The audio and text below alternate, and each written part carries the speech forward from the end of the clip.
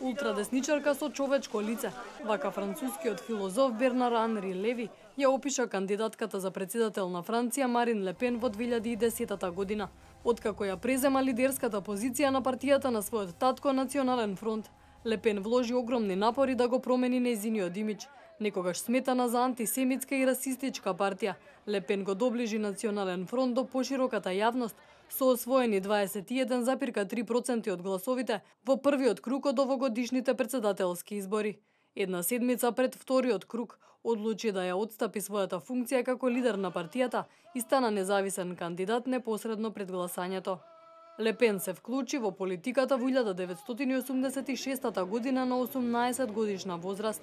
Во 1998 година стана регионален советник во Северна Франција, а во 2004 стана пратеничка во Европскиот парламент.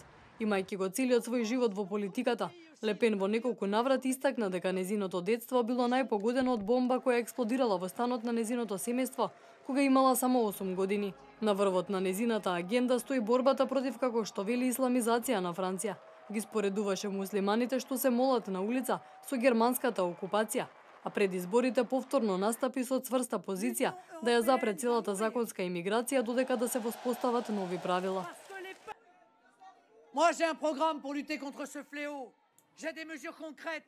Имам програма за борба против оваа чума. Имам конкретни мерки. Ќе ги затворам радикалните џамии. Ќе им го земам француското државјанство на оние кои се обвинети за џихадизам и ќе ги избркам од земјава. Ле Пен бара и преговори со Брисел за нова Европска унија проследени со референдум, автоматско протерување на илегалните имигранти и намалување на легалните до 10.000 годишно. Европската унија не заробува, ги измачува луѓето, ги затвора во една судбина која не ја сакаат. Сакам да се еманципираме и да создадеме една нова Европа на слободни нации кои ќе се работуваат. Јас ќе ви го вратам суверенитетот, моќта и заедно ќе го изградиме европскиот проект. Во своите говори уште од 2001 година започна да ги потенцира заканите на францускиот начин на живот. Истакна дека приоритет за неа ќе бидат французите во социјалното домување, пензионирање на 60 години и 35 часовна работна недела. За сега поголемиот дел од анкетите покажуваат дека нејзиниот противник Емануел Макрон е во водство, но станува збор за тесна разлика.